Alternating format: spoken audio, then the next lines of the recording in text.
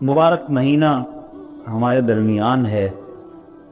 اور اس مہینے میں جہاں بہت ساری یادیں ہیں، سبحان اللہ، رجب المرجب ہماری میموری میں کہتے ہیں رجب عید جو گجب،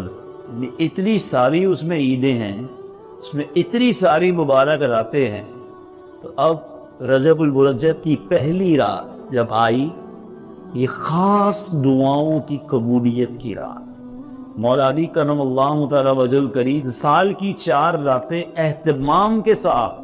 سارے کام چھوڑ کر عبادت کرتے، وہ اس میں پہلی رجب کی رات بھی ہوا کرتی، وہ ہم سے چلی گئی۔ پھر سبحان اللہ، خواجہ خواجگان کے چاہنے والے ساری دنیا میں ہیں، ساری دنیا میں خواجہ معین الدین چشتی اجمیری رحمۃ اللہ تعالی کی چھٹی شریف منائی جاتی ہے۔ اور آگے بڑھتے ہیں، 15 رجب سبحان اللہ امام جعفر صادق رضی اللہ عنہ کی یاد منائی جاتی، 22 رجب سیدنا امیر معاویہ رضی اللہ عنہ کی یاد منائی جاتی، اور پھر سبحان اللہ 27ویں رجب مبارک رات آتی ہے جس کو عاشقان رسول جھوم جھوم کر شب معراج مناتے ہیں۔ علماء کہتے ہیں کہ جو رجب المرجب میں کسی کی مشکل دور کرتا ہے،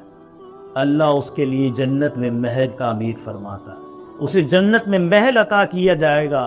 ہو سکتا ہے تھوڑے دنوں پہلے ہی آپ کو کسی آپ کے رشتہ دار میں کسی دوست نے کوئی مشکل بتائی ہو،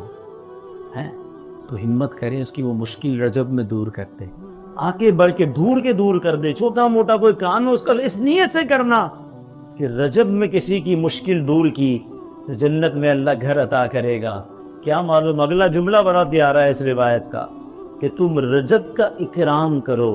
تم رجب کی عزت کرو، اللہ 1000 کرامتوں کے ساتھ تمہارا اکرام فرمائے گا۔ تو اس مہینے کا اکرام کیجئے، اس مہینے میں اچھے کام ڈھونڈ کر کیجئے، کیونکہ اگلا مہینہ تو ویسے ہی بڑا امپورٹنٹ ہے، جس میں میری جو ہے وہ اعمال نامہ اللہ کی بارگاہ میں پیش ہونا ہے۔ اب چونکہ رجب میں جب شب معراج ہوئی تھی نا، زمین سے سفر شروع ہوتا ہے،